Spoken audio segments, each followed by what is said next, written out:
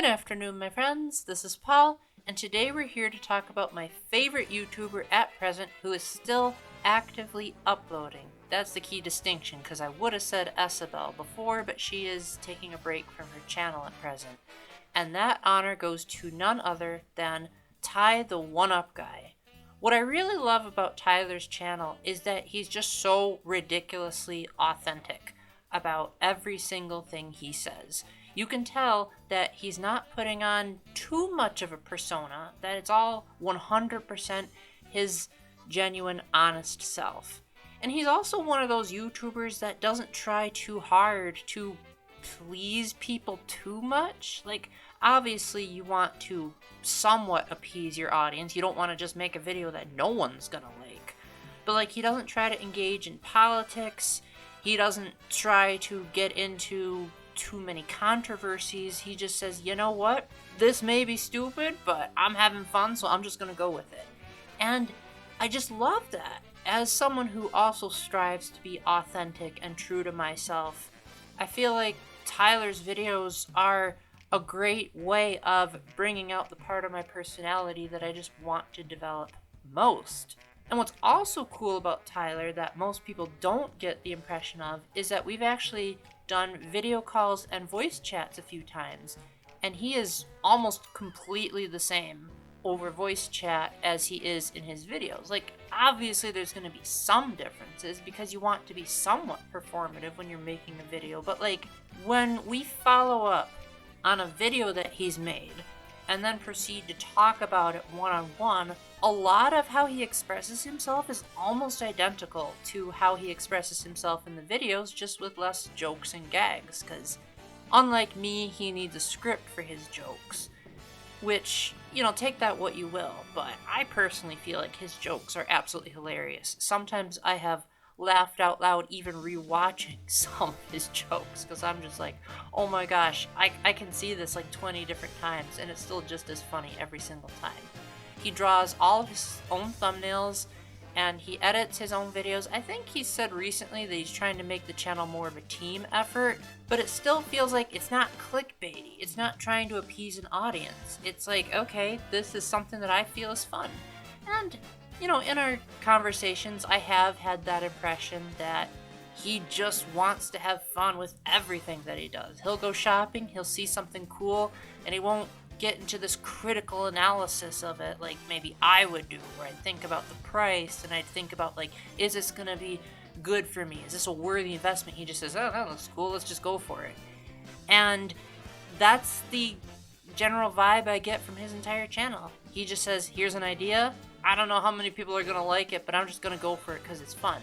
And someone who also is very authentic can detect that from him, and it makes it so that he is currently one of only 2 YouTube channels that I have all notifications set for. Now, one thing I do want to clear up is that I have heard that he's been unfairly compared to Scott the Woz quite a lot. And I can only see that on the surface level. Like, pretty much the only thing they have in common is they both like to talk about games. They both have that background that's been around forever. Well, in his case, he moved, but in general, they try to have that same background. They try to have recurring characters in their skits, but like, I don't feel like that's exclusively a Scott thing. Like, a lot of YouTubers try to have a running lore for their channel. But what I think separates Scott from Tyler is that, one, Scott's actual personality is very different to the persona he puts on Scott the Woz. Like, he's a lot more shy and a lot more, I guess, like, kind of somewhat critical. Whereas, yes, Tyler will criticize games he doesn't like, but it comes across as less analytical and more just of, this game doesn't feel fun when I play it. And when Tyler talks, it just comes across as, these are my personal feelings, as opposed to these are my personal observations, like Scott would do. He doesn't really gush about how he feels about things as much as Tyler does. I think that Tyler's videos, the fun thing about them is that even when I disagree with his opinions, his writing is so good. And he's so authentic that I can't help but like them anyway. Like, he'll make a video about Pikmin, just gushing over it, and then I'll be in his comment section being like, man, I just could not get into this game. One of the funniest examples of an ongoing sort of beef between us, not that we've ever had an argument, just a difference of opinions, is he loves Super Mario 3D World and I can't stand it. But he hears out my points. He says, that's a fair criticism. I can see where you're coming from there. Rather than just saying, oh, well, I love 3D World and why can't you appreciate this masterpiece? I appreciate the diplomatic approach that he takes. Same thing, when he talks about something like Pikmin 3, a game that confused the heck out of me and I couldn't even get past level 1, I can at least acknowledge his opinions and say I respect this game. When other people talk about it and give it all this praise, I'm right there with them in terms of I can see the artistic integrity of it, but I personally just don't like real-time strategy games. But just because something's not for me doesn't mean I can't like it. And he has sort of done that a little bit too. Like, ever since he met me, he's tried to sneak in a few gags about things that I like and try to over-present them as terrible. Like, for example, he's made quite a lot of jabs at Fire Emblem ever since he knew me, and sometimes I would ask, like, did you do that? Because I was listening. He's like, absolutely. Another time he referenced renting a game and said GameFly is still a thing, and he said that was also a direct reference to me, so I really appreciate the love that he's showing to my channel, and I've tried my best to show my love to his channel on my channel as well. Like, for example, Paper Paul debuted as the cover of my Paper Mario The Thousand Year Door on the Switch review, and then he was also the presenter when I made it my Game of the Year of 2024. Additionally, Paper Paul is now on my end screen, and Tyler drew that. I don't think he realized the full extent of when Paper Paul was going to be revealed when he drew it for me. I think he just thought, oh, it's a commission. And then when I did the whole Best Games video and he saw that that was what was celebrating the Thousand Year Door remake being my Game of the Year, he was like, whoa, that's so cool. And as far as I'm aware, he'll be making some other appearance on my channel in the future. It'll probably be a while before you guys see the results, but I promise you it'll feel well worth it. And at this point I feel like I'm just talking in circles, but just in case you weren't paying attention, Tyler is very authentic. He gives his feelings like they are, and doesn't try to present them in such a way that it appeases the algorithm or comes across as fake. He doesn't get into the latest dramas, he just discusses how he feels about things. He doesn't ask for likes or subscriptions or sponsorships or anything like that. He just gives it like it is, tells really funny jokes, has incredible editing, and is just an overall treat to watch. I don't like asking for likes and subscriptions for my channel, but I will ask, go like and subscribe to him instead. I may have just hit 6,000 followers, but I feel like I kind of wish that they would go over to his channel instead. So go ahead and boycott me and go ahead and give those subscribers over to him. I'll have a link to his channel in the description. Not that I haven't done that ever since he was in my end card, but he'll doubly be in my description now. And I hope that you guys will give him just as much try as he did to me. So with that, thank you very much for watching. Before we go, I do have a bit of a highlight reel of some of the best moments on his channel in 2025. There may be even more in my best memories video, but for now, I hope you'll enjoy some of the best jokes that I've seen on his channel. Realize that this is only a small portion of them, and I hope that it's a good enough demo for you to try out his channel going forward. So I hope you have a wonderful day, and remember to keep the faith, stay epic, and God bless. Bye! New Year's resolutions are a wonderful thing. It's a chance for us to set up goals to be a better version of ourselves as time passes. And this year, I've decided that I'm going to be the best possible version of myself. Tie the One-Up Guy Deluxe, if you will.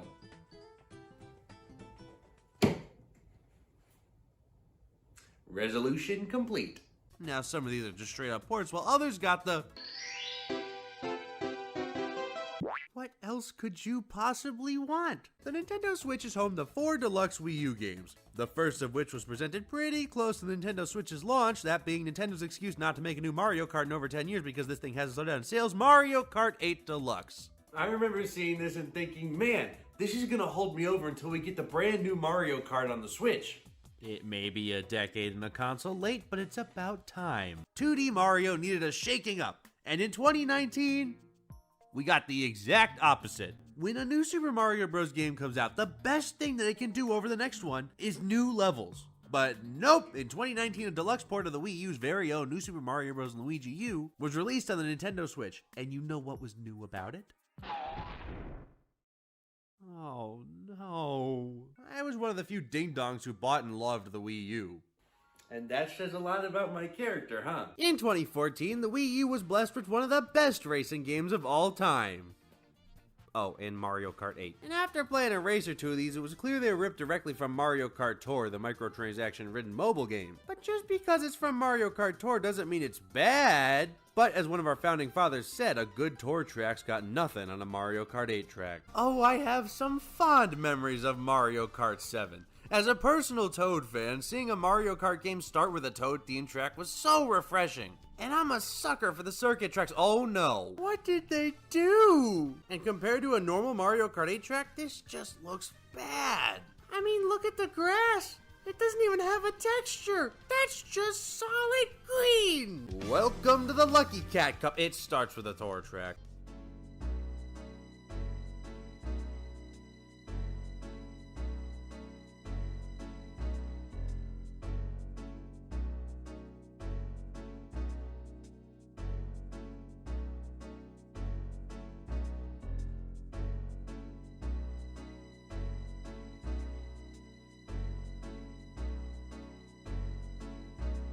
Honestly, it really isn't the best set of races. They're not bad per se. All of them have decent layouts, but other than Coconut Mall and Ninja Hideaway, they don't really have any standouts. Now, hopes weren't really through the roof after the expectations set by the first wave, so let's start with a bang. No, come on! Following New York Minute, we have Mario Circuit 3. How many times did they bring this one back?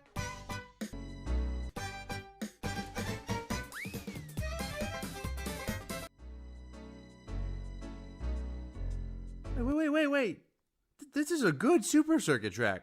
What in the Fall Guys Ultimate Knockout Dizzy Heights looking Blender Dome feeling Fruit Shoot resembling Slime Climb Whirligig type map is this? Starts with a tour track, doesn't it?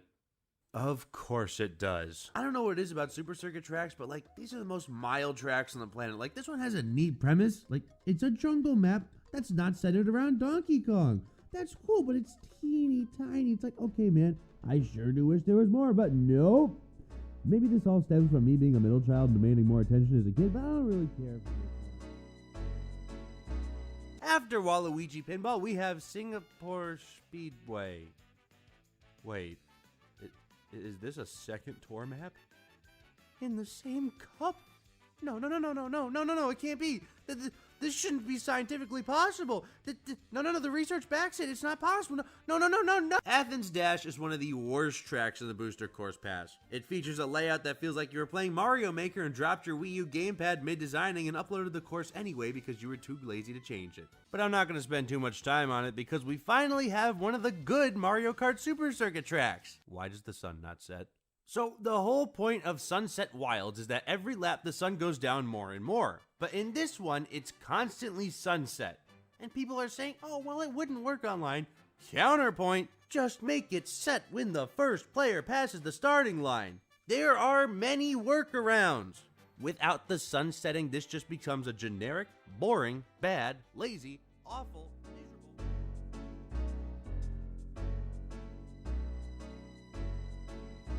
Get your pitchforks ready, everybody, because I do not care for DK Mountain.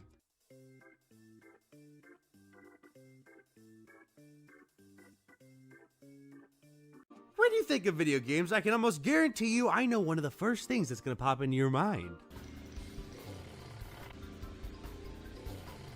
Oh, and we didn't get any word of a new 2D Mario until 2019, which honestly might have been a good thing, taking all that time to see what was causing the series to slow down and fixing. There's no way. When Super Mario Bros. Wonder released, I made sure to download it digitally so I could play it the second it went live. And that was the most interesting thing to happen to me in 2023. Now, Mario's a series I cover pretty often on this channel.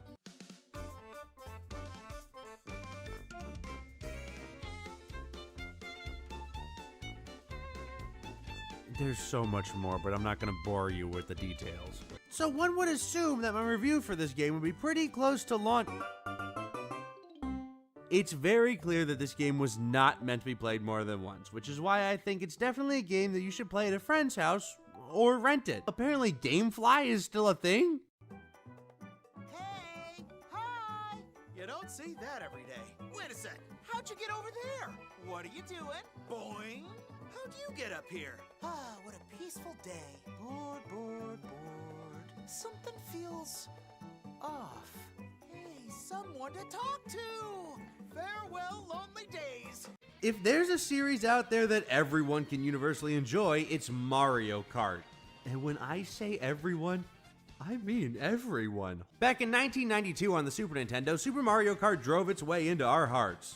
And by our hearts, I mean nowadays, everyone hates that game. So Nintendo took Mario Kart 8 and gave it a second chance on April 28th, 2017, and oh boy, here are those numbers again. During the presentation, one thing was left out.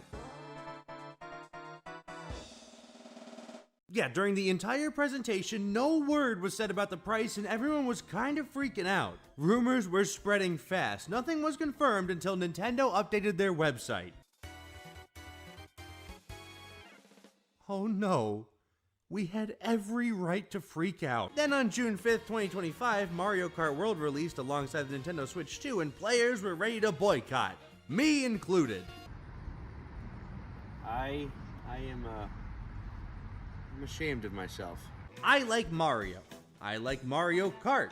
Nintendo can treat me like dirt as much as they want, but their funny little plumber will always put a smile on my face. I would like to live comfortably and play my games, but we don't live in a perfect world. If we did, Chibi-Robo would be the face of Nintendo, and I would be the governor of Wisconsin. I was through the roof about a new Mario Kart, and sure, the $80 price point did suck, but the second I booted up the game, I completely forgot about it. And that's not me defending the price, that's just me saying I'm easily distracted. What was kinda gutsy was launching one game, this is not a game, launching the console with one game, that said game being $80 and only relying on that is insane. This game is open world and the brand new idea is taking all the racers and driving them from race to race. This makes for the ride being almost as hectic as driving down a normal Texas highway. Locking playable characters behind a random item that someone else has to pull has got to be the stupidest idea since the motorized ice cream cone. That's a real thing, by the way. Mario Kart World also adds 5 power-ups that are brand new to the series. I don't count this as part of the series. As a Nintendo fan, it's exciting to see what's coming next and where our exclusives will lead. Never mind. In 2016, Nintendo took their first deep dive into the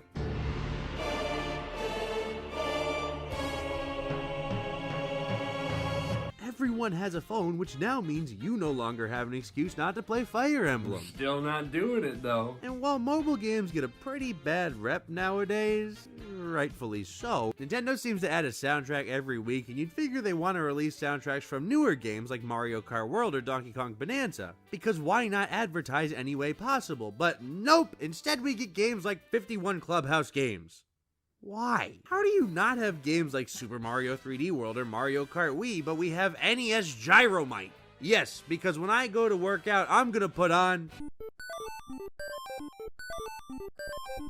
Oh yeah, this and my energy shake are gonna pump me up. Why even try? How can you compete with stuff like